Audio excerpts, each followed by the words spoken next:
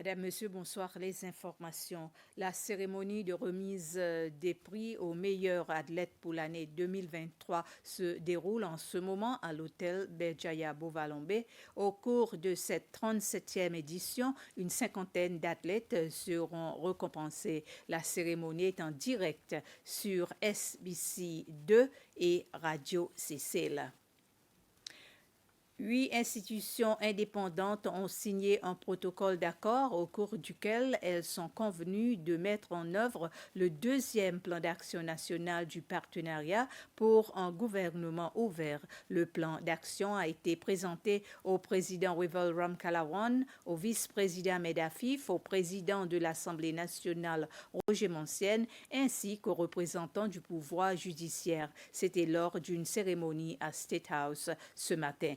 La Commission des droits de l'homme des Seychelles, la Commission d'appel de la fonction publique, l'Autorité des nominations constitutionnelles, la médiatrice ou ombudsman, la Commission anticorruption des Seychelles, la Commission de l'information ainsi que celle des médias de Seychelles ont ensuite signé le protocole d'accord. Le vice-président Ahmed Afif a déclaré que l'accent mis sur le plan d'action sur le partenariat pour un gouvernement ouvert est de promouvoir la transparence dans le fonctionnement du gouvernement et de lutter contre la corruption. Le projet Waterfront est entré dans une phase où les investisseurs qui ont soumis leurs propositions recevront un terrain sur lequel ils mèneront leur développement. Il est à noter que la zone à développer est divisée en 5.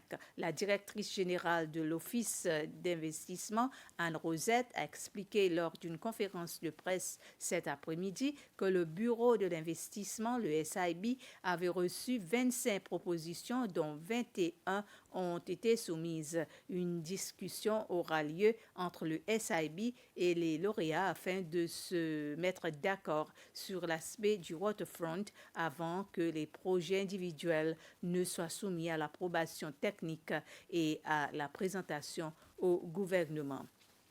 Le vice-président Ahmed Afif, chargé de l'information, a effectué sa première visite à la NISA, l'Agence nationale des services d'information, depuis son entrée en fonction. L'environnement et les conditions de travail ainsi que les défis rencontrés par les travailleurs du Seychelles Nation, ce sont là parmi les questions que le vice-président a discuté avec les travailleurs de l'Agence national des services d'information qui produit le journal Seychelles Nation. Cette visite fait suite à une invitation qui lui a été envoyée l'année dernière.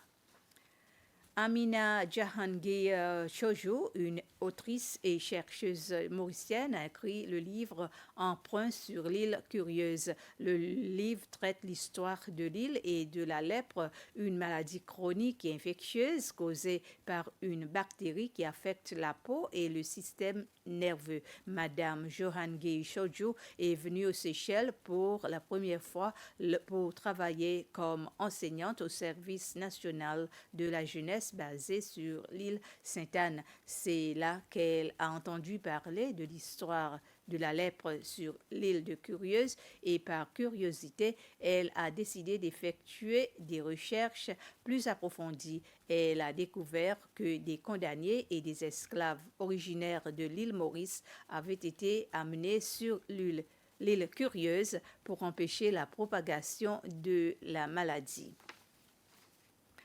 La PUC s'apprête à tester demain le nouveau système d'alarme permanent au barrage de la Gogue.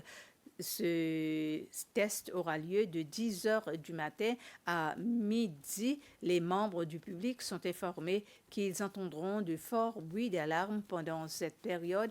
Par conséquent, la PUC souhaite assurer le public qu'il s'agit simplement d'un test et qu'il n'y a aucune raison de paniquer. En outre, la PUC a annoncé que dans les mois à venir, le plan d'évacuation détaillé, le point de rassemblement en cas d'urgence, les lieux d'accueil des personnes et le processus d'évacuation seront communiqués au public par le biais des médias. Ce plan fait suite suite au plan d'évacuation préliminaire présenté lors de la réunion publique organisée par la PUC et la Division de la gestion des risques de catastrophe, la DRGM, au début de l'année dernière. Le barrage de la Gog, qui avait été inauguré en juin de l'année dernière, est maintenant rempli à 91% de sa capacité. Merci de votre attention.